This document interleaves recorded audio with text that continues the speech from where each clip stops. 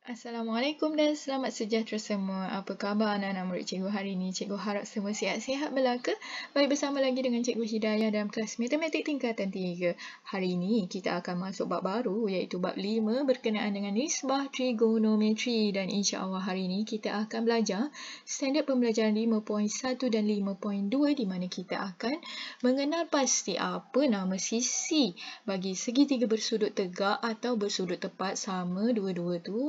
Okey, dan kita akan mengkaji hubungan di antara sisi-sisi tersebut dengan sudut di dalam segitiga bersudut tegak tersebut. Baik, tanpa buang masa, kita nak lihat apa perkataan yang anda akan jumpa di dalam sepanjang kita mempelajari bab ini. Pertama, kita akan sentiasa lihat atau kita akan nampak darjah. Darjah, bila kita kait darjah, kita tahu dia adalah berkenaan dengan sudut.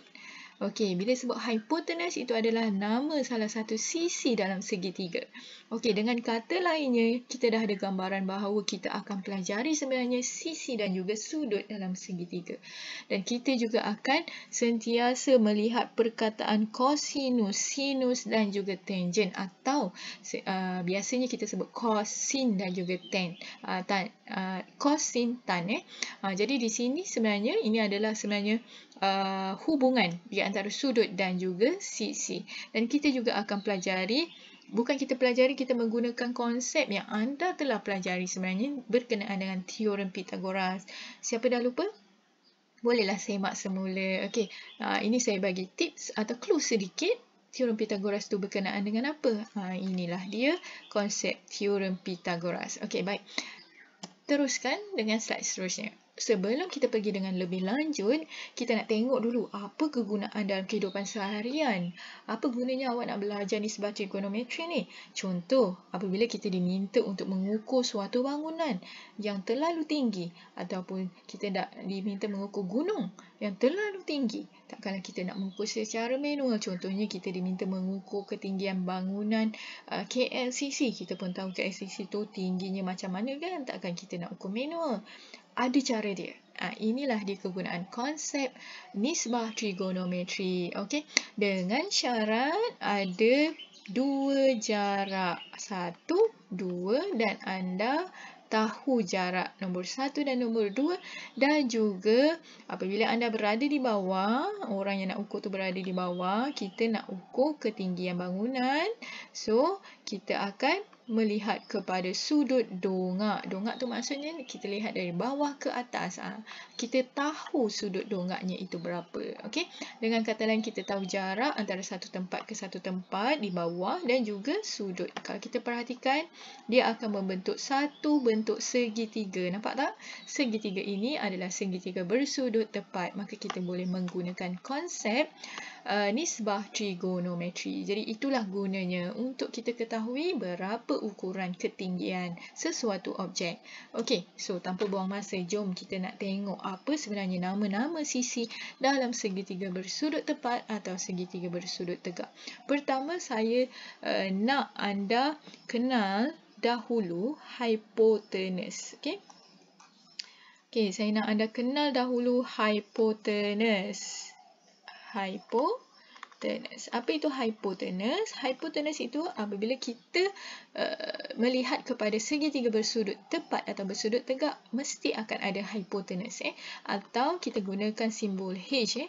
Jadi apabila kamu diberi rajah contoh nombor 1 dan nombor 2 begini, jelas kita nampak ada simbol sudut tegak ni. Nampak? Ni adalah simbol sudut tegak. Secara terus sahaja kita boleh kenal pasti mana hipotenusnya, di mana dia bertentangan dengan sudut tegak tersebut. Untuk nombor 2, ini sudut tegak bertentangan dengan sudut tegak, itu adalah hipotenus. Okey? Baik, contoh lain, sekiranya kamu tak diberi simbol sudut tegak. Contoh, saya ada segitiga. Okey, saya ada segitiga. Ni segitiga, tapi kita tak ditunjukkan mana sudut tegaknya. Cuma kita ada ukuran sisi. Okey. Satu lagi, definisi bagi hipotenus adalah sisi paling panjang. So, kita kenal pasti ketiga-tiga sisi. Mana paling panjang, itu adalah hypotenuse. Okey, itu juga adalah merupakan definisi bagi hypotenuse. Okey, dengan kata lain, kalau anda tak nampak simbol segi empat ni, okey, anda boleh tengok dari segi ukuran. Mana paling panjang, itulah hypotenuse. Okey, so hypotenuse selesai. Sisi kedua, kita namakan dia sisi bertentangan. Okey, untuk sisi bertentangan, saya akan gunakan simbol O, di mana O itu adalah singkatan bagi istilah bahasa Inggeris yang kita kenali sebagai opposite, bertentangan. Kalau kamu lihat, setiap segitiga yang kita rujuk akan ada satu sudut. Contoh sudut ni adalah sudut selain sudut tegak, iaitu sudut DR. Nampak tu? Bucuk R. So, kita akan lihat di mana sudut itu berada. Sekiranya sudut ini contohnya berada di R, sisi bertentangan adalah yang bertentangan dengan sudut R. So, lihat saya punya anak panah. So, maka ini adalah O. Nampak? Kita pergi kepada nombor 2. Mana O dia? Kita lihat mana sudut itu berada. Nampak? Sudutnya berada di bawah sekarang. Yang bertentangan dengan R mana? Di seberang sana. Bertentangan maksudnya seberang sana. So, ini adalah O. Okey? So, maksudnya bila kita dah ketahui O, kita dah ketahui H, satu lagi mestilah A. Apa itu A? A adalah sisi bersebelahan. Okay, sisi bersebelahan yang mana kita gunakan simbol A. A itu adalah singkatan bagi perkataan bahasa Inggeris iaitu adjacent, iaitu sebelah. Jadi sama juga untuk rajah pertama, kita dah tahu O, kita dah ada H, jadi satu lagi mestilah A. Okay, so itu sedikit konsep lah. Okay, kita nak tengok contoh. Okay, so ini adalah contoh soalan dalam buku teks, muka surat 109. Okey, kalau kita lihat kepada soalan ini, kita diberi beberapa bentuk segitiga bersudut tepat. Dan kita diminta untuk melengkapkan jadual ini. Okey, kita lihat ada beberapa kolom. Kolom 1, kolom 2, 3, 4 dan 5. Kita diminta untuk memenuhkan kolom 3, 4 dan 5. Di mana kalau kita lihat kolom 3 tu adalah hypotenuse yang kita belajar tadi, sisi bertentangan iaitu O dan sisi bersebelahan iaitu A. Okey, kalau kamu lihat setiap baris itu dia akan merujuk kepada segitiga yang berlainan dan juga sudut yang berlainan. Okey, di sini saya nak kamu fokus terutamanya cara nak kenal pasti sudut yang mana sekiranya diberi dalam bentuk label begini. Okey, kita tengok contoh yang pertama. Segitiga yang dirujuk adalah segitiga PQR. Ini adalah simbol bagi segitiga.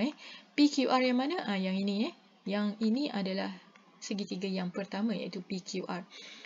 Kita tahu sekiranya kita kenali di mana sudut tepatnya, automatik kita boleh tahu hypotenuse. So, hypotenuse adalah yang bertentangan dengan sudut tepat, itu adalah hypotenuse.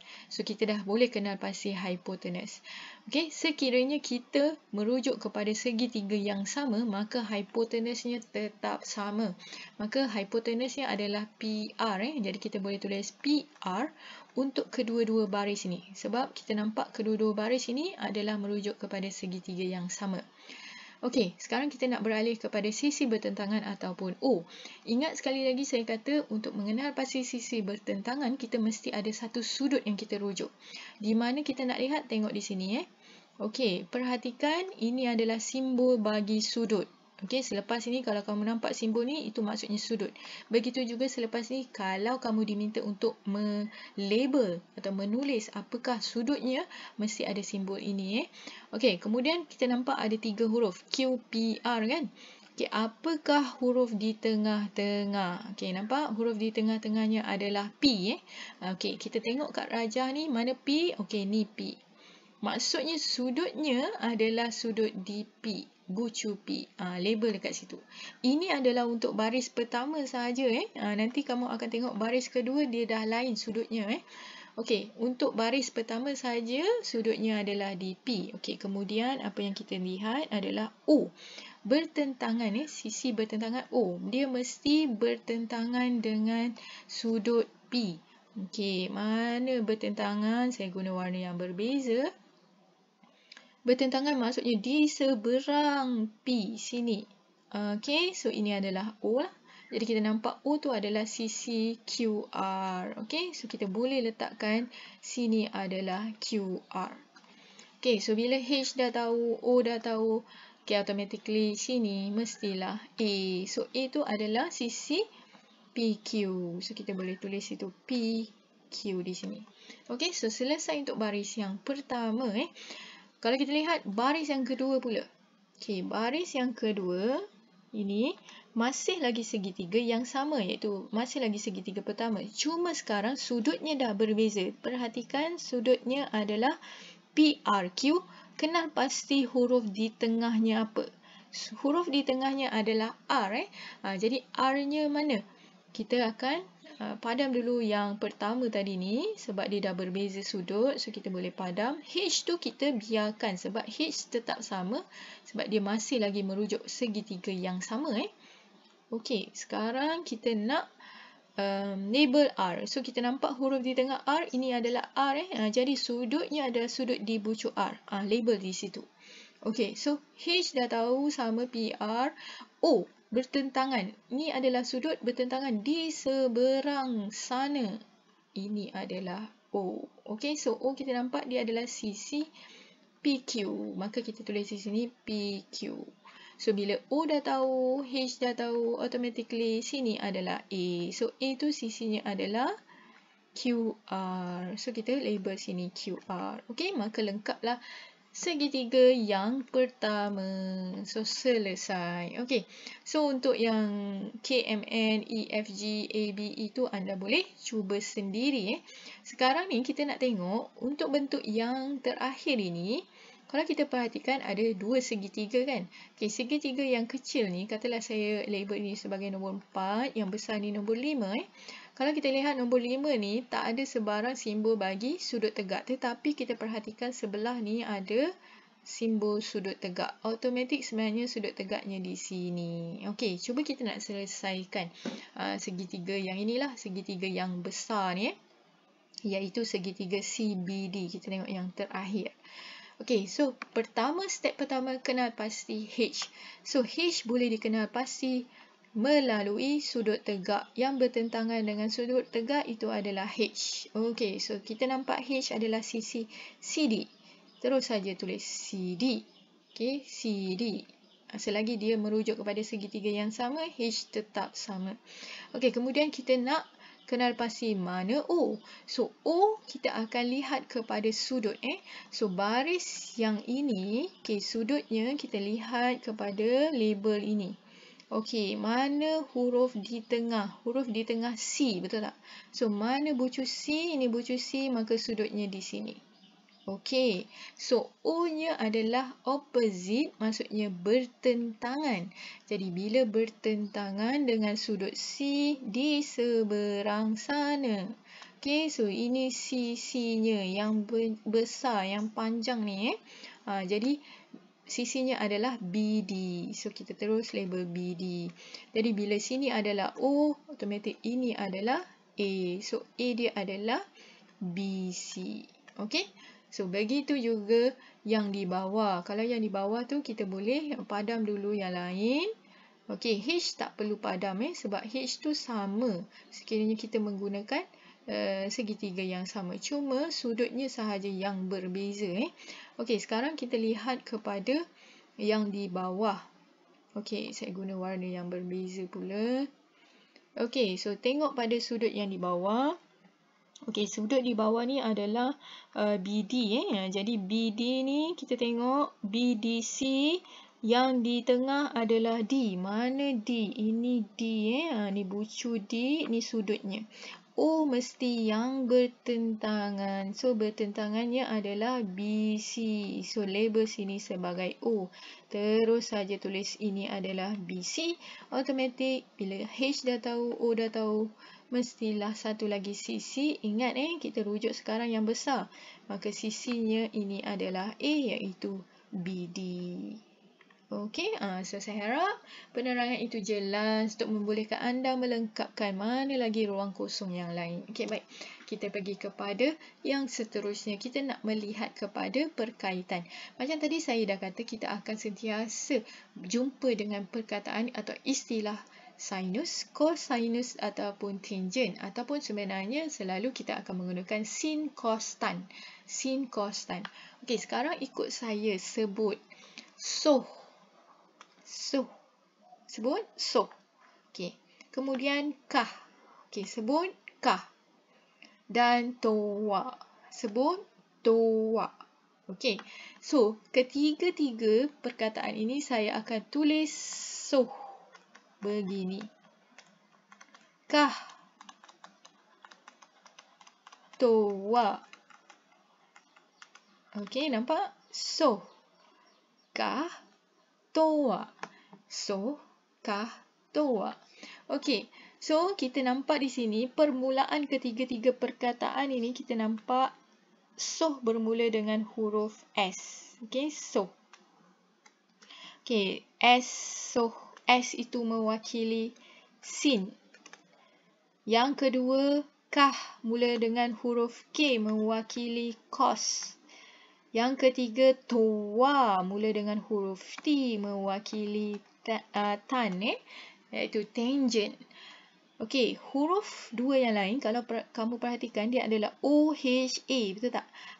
Ni tadi kita dah belajar OHA tu apa. Itulah gunanya pertama kita kenal pasti dahulu. Okey, sekarang saya ada contoh, ini adalah segitiganya. Okey, apa yang dimaksudkan dengan sin, cos, tangent? Contoh dalam segitiga ini saya ada diberi nilai ukuran. Contoh di sini ada 3, 4 dan 5. Itu ukuran panjang. Sekarang bila diberi ukuran begitu, sekarang kita nak kaitkan dengan konsep sin, cos, tangent. Contoh soalan. Okey, tentukan sin. Okey, sin bagi sudut PRQ. Okey, so sin PRQ bermaksud yang ini ni adalah sudut yang kita rujuk. Okey, so sekarang kita nak rujuk sudut yang mana? Kita lihat kepada huruf di tengah. Sekali lagi. So, huruf di tengah apa? R. So, mana R? Ni bucu R. Jadi, ini adalah sudut yang kita rujuk. Okey. So, sekarang step pertama, sila kenal pasti dahulu. Okey. Namakan sisi-sisi tersebut. Okey, yang pertama. Step pertama H. Mana H? H, tadi saya kata, kalau diberi ketiga-tiga ukuran, lihat kepada paling panjang, 5. Itu H. Ataupun, kalau kita ada simbol sudut tegak ni, yang bertentangan dengan sudut tegak, itu adalah H. Okey, label itu H. Ingat, dia masih ada H, O dan A. So, mana O? Lihat kepada sudut yang kita rujuk di R yang bertentangan dengan sudut ini di seberang sana. Ini adalah O. Dan confirmlah satu lagi adalah A. So, apabila kita dah berjaya mengenal pasti, baru kita boleh masuk ke dalam apa kehendak soalan. Okey, sin. Sin mula daripada huruf S. So, itu kita perlu kaitkan dengan so. So, sin, S. Ingat So, O mana? O adalah 3. So, kita letak 3. Okey, 3 per H, 3 per 5. Itu sahaja jawapannya. Okey, maka sin sudut PRQ adalah 3 per 5. Okey, contoh lain, saya nak cos sudut PRQ. Okey, so cos kah. Ni. Kah. Okey, so dia mesti A per H. Okey, so A mana? A 4. H mana? H 5. So jawapannya 4 per 5. Okey, dan last sekali, tangent sudut PRQ. Tangent toa. Toa. So maksudnya O per A. So O adalah 3. A adalah 4. Jadi jawapannya adalah 3 per 4. Senang kan? Mudah kan? Gunakan konsep soh kah toa. Soh kah toa. Soh sin kah cos. Toa tangent. Okey, kita nak tengok contoh. Tengok contoh buku teks muka surat 111. Okey, tengok uji minda 5.1b. Kalau kita perhatikan, kita ada beberapa segitiga. Dan diminta untuk melengkapkan jadual. Kalau perhatikan, diminta kita menentukan sin X apa, cos X apa, tan X apa. Okey, so kita mula dengan segitiga DEF. Mana segitiga DEF? Yang ini. Okey, saya label itu sebagai yang pertama. Okey, sekarang tanpa buang masa untuk sin X. X tengok sudut apa dirujuk So, bila sin X, maksudnya kita lihat mana X ini. Dia berkaitan dengan bucu D So, jangan lihat kepada Y. Lihat kepada X. Okey. Sekarang kita label dahulu H-nya mana. H-nya adalah bertentangan dengan sudut tegak. Ni sudut tegaknya, maka ini adalah H. Yang bertentangan dengan sudut tegak, ini adalah H. Untuk sudut X, O-nya mana? Okey, so O mesti bertentangan. O opposite, bertentangan. Kita label dahulu bagi penuh H, O dan A, baru kita masukkan dalam jadual. So, X yang bertentangan dia adalah di sini. So, ini label sebagai O. Okey, dan satu lagi automatically ini akan A. So, kita dah lengkap label H, O, A ni. Baru kita masuk nak penuhkan semua ruang-ruang kosong. So, sin X. Ingat, soh, kah, toa. Bila kita rujuk pada sin, maka kita rujuk soh. Okey, OH, soh. So, O per H, O di sini. Okey, so O ni apa? E ke F. So, kita boleh letak sini E, F per H dia adalah DE. Nampak tak? DE. Jadi, EF per DE. Okey, begitu. Cos X. Masih lagi X. Cos kah. Kah. Okey, so A per H. A apa? DE. So, D, E per H apa? H ini. Okey. D ke F ni adalah H. Okey. So, DE per DF. Okey. So, lengkap. Kita hanya perlu letakkan sisi dengan label dia sahaja. Sebab kita tak diberi ukuran. Okey. Yang ketiga, tan X. Tan. Toa. Toa. O per A. O apa? E ke F. A apa? A adalah DE. Nampak? Mudah. Sekiranya kita dah berjaya mengenal pasti H, O dan A, kita hanya gantikan nilai sahaja. Okey, sekarang kita nak tengok Y pula. So, bila kita nak tengok Y, so kita janganlah lihat kepada X. Okey, so kita dah boleh padam yang lain. Tapi ingat, H itu masih sama sebab kita merujuk kepada segitiga sama. Okey, sekarang sudutnya dah berbeza. Iaitu sudutnya adalah di Y. So, mana Y? Y di bucu F. So, ini adalah Y, bucu F. So, mana O? H dah ada. O mesti yang bertentangan dengan sudut yang kita nak. Nampak? Bila sudut yang kita lihat berbeza, maka O dan A dia juga akan berubah. Okey, nampak? So, O di seberang sana. Jadi, automatik satu lagi adalah A. Mesti kenal pasti dahulu. Barulah kita mudah nak masukkan. So, sekali lagi, sin, soh. Okay, so O per H. O adalah DE. Lihat sini. Ni O sekarang. So, sekarang O dia adalah DE per H adalah DF. Okay. Dan kemudian cos. Cos adalah kah. Okay, so dia adalah A per H. A adalah EF. H adalah DF. Okey, nampak? Mudah kalau kita dah berjaya mengenal pasti nama sisinya. Okey, kemudian tan Y. So, tan toa. O per A. Okey, so O dia adalah DE. A dia adalah EF. Okey, so siap. Untuk segitiga yang pertama. Jadi sebenarnya cara yang sama untuk anda menentukan dua lagi barisan tersebut. Jadi anda boleh cuba penuhkan menggunakan kaedah yang saya ajar tersebut. Okey, kita beralih kepada seterusnya. Contoh latihan. Okey, sekarang kita nak tengok contoh latihan. Okey, saya rasa untuk soalan yang pertama dia agak mudah. Okey, pertama kita nak kenal pasti hipotenus ataupun H. Hipotenus kita lihat kepada yang bertentangan dengan sudut tegak. So yang bertentangan dengan dia adalah EG. Okey, kita masukkan EG. Kemudian sisi bertentangan adalah O. Opposite. Opposite mesti kita lihat kepada sudut yang mana. Sekarang kita lihat kepada sudut yang lain selain pada sudut tegak iaitu X. So dia bucu E. Bertentangan di seberang sana. So ini adalah O. Jadi bila sini H, ini O, confirm ini adalah A. Okey, kita nak kenal pasti sisi bertentangan. O adalah FG. Okey, dan A adalah EF. Okey, sama juga untuk soalan nombor 2, kenal pasti H. Mana H? Ini adalah H. Mana O? Tengok sudut yang bertentangan dengan sudut, ini adalah O. Confirm sebelah lagi adalah A. Okey, sekarang anda hanya perlu penuhkan sahaja peta tersebut. Okey. Kita beralih kepada contoh yang kedua.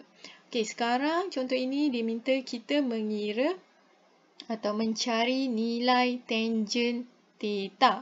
Okey, theta tu label bagi sudut kita boleh guna X, Y ataupun theta lah. Okey, sekarang macam biasa kenal pasti O, A dan H. So kita nampak sudut tegak ini, so ini H tanpa buang masa. Ini sudutnya, maka O adalah 6. Jadi HO confirm ini adalah A. Nampak? So sekarang, pada masa sekarang sepatutnya dah tak ada masalah untuk mengenal pasti OAH. Boleh buat untuk yang lain dahulu. Mana H? Ini H. Mana O yang bertentangan dengan sudut? Ini O. Dan ini adalah A. Buat yang lain juga, ini adalah H. Mana O yang bertentangan dengan sudut? Ini O. Mana A? Ini adalah A. Okey, baik. Cuba labelkan untuk soalan nombor 4. Okey, sekarang kita nak lihat contoh soalan yang pertama. Okey, dia minta kita cari tangent theta. Tangent, ingat lagi, tangent adalah toa. So, dia adalah berkaitan dengan O dan A. Jadi, kita tengok sini, tangent theta, O per A. O apa? 6. A apa? 5. Jadi, tangent theta adalah 6 per 5. Okey, siap. Itu sahaja jawapannya. Untuk contoh nombor 2. Toa. Sekali lagi, semua ni adalah berkaitan dengan tangent. Maka kita akan menggunakan konsep toa. O per A. Jadi, tangent theta adalah O 3, A 4. Okey. Nombor 3. Okey, nombor 3 kita tengok.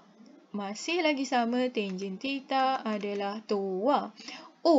O dia nampak di sini kita tak tahu nilai. Sekarang ada sisi yang kita tak tahu. X per A adalah 5. Okey, so X per 5 nampak X tak tahu. Di sinilah kita menggunakan konsep teorem Pythagoras. Jadi kita nak lihat sisi yang kita nak cari itu sekiranya dia bukan H. Nampak ni teorem Pythagoras. Okey, saya guna warna yang berlainan supaya anda dapat lihat bezanya.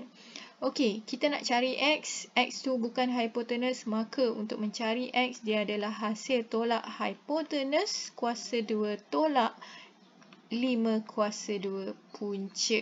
Okey, anda boleh guna kalkulator dan kira dapatkan jawapannya. 13 kuasa 2 tolak 5 kuasa 2. Okey, puncakan. Kita akan dapat jawapan X tu adalah 12. Di sini ada sedikit kerja tambahan untuk anda menentukan dahulu sisi O itu berapa daripada teorem Pythagoras. Okey, so barulah kita boleh tahu nilai tangent theta adalah O 12 per A 5. So 12 per 5. Okey, baik, cuba untuk soalan nombor 4. Okey, seterusnya. Okey, contoh latihan sin theta pula. Okey, pertama kenal pasti O mana, A mana, H mana. So, O dia adalah yang bertentangan dengan sudut. Okay, so ini adalah OH7. A di sini. Okay, so sin theta, so O per H, so.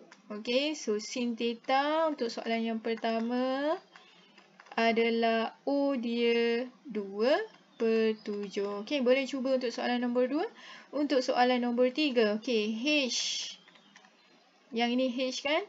Okay, O yang bertentangan dengan sudut. Ini O, ini A. Dan kita nampak kalau sin dia ada so, O per H. Tapi O kita tak tahu. Di sini sekali lagi kita akan mencari nilai X, iaitu caranya adalah hipotenus tolakkan dengan satu lagi sisi punca kuasa 2 kan. Okay, so kita akan kira. Okay, puncakan answer. So, kita akan dapat jawapannya adalah 8 di sini. Okay, kita kira guna teorem Pythagoras dulu. Barulah kita boleh dapat sin theta adalah so O per H. 8/10. Okay, so 8/10 kita boleh permudahkan menggunakan sifar 2 iaitu 4/5. Okay, berikan jawapan yang teringkas. Boleh cuba untuk soalan nombor 4. Dan soalan cos juga sama. Mesti kena pasti H, O dan E-nya. Okay, so ini adalah H-nya. Okay, ini adalah O-nya. Ini adalah E-nya. Okay, so kita tahu cos adalah kah. So, E per H. So, senang saja untuk soalan nombor 2. Kita tak perlu kira. So, cos theta. A dia 12. H dia 16. Permudahkan dalam bentuk teringkas menggunakan sifar 4. So, kita dapat 3/4. So, mesti beri jawapan yang teringkas. Okay. Begitu juga soalan nombor 2 boleh cuba sendiri. Dan soalan nombor 3 kita lihat kena pasti H di sini. Okay, O-nya adalah yang bertentangan dengan sudut. Dan ini adalah A. So, O, A dan H kita dah tahu. Kita tahu cos kah. Tapi kita ada tak tahu nilai H. Mesti guna teorem Pythagoras. So, oleh kerana yang kita nak cari adalah hipotenus, maka untuk dapatkan X, dia adalah hasil tambah sisi yang lain. Okay. So, ini teorem Pythagoras. So, kita dapatkan nilai X. 5 kuasa 2 tambah 12 kuasa 2 puncakan. So, kita akan dapat 13. Jadi, dari situ barulah kita buat cos theta kah. So, A per H. A 12. H tadi kita kira 13. So, inilah dia jawapannya. Cuba untuk soalan nombor 4. Okey, baik. Dengan itu, tamatlah kita punya pembelajaran hari ini. Untuk latihan hari ini, sila buka modul muka surat 39. Penuhkan soalan A dan B. Muka surat 40, soalan C dan D. Bagi soalan yang kita belum bincangkan lagi. Ada sebahagian yang kita dah bincangkan tadi. Hanya perlu lengkapkan yang lain. Baik, sekian sahaja kelas kita hari ini. Tahniah kepada yang telah menghadiri kelas. Okey, ingat tiada kejayaan tanpa usaha yang berterusan. Anda memang hebat. Terima kasih. Assalamualaikum.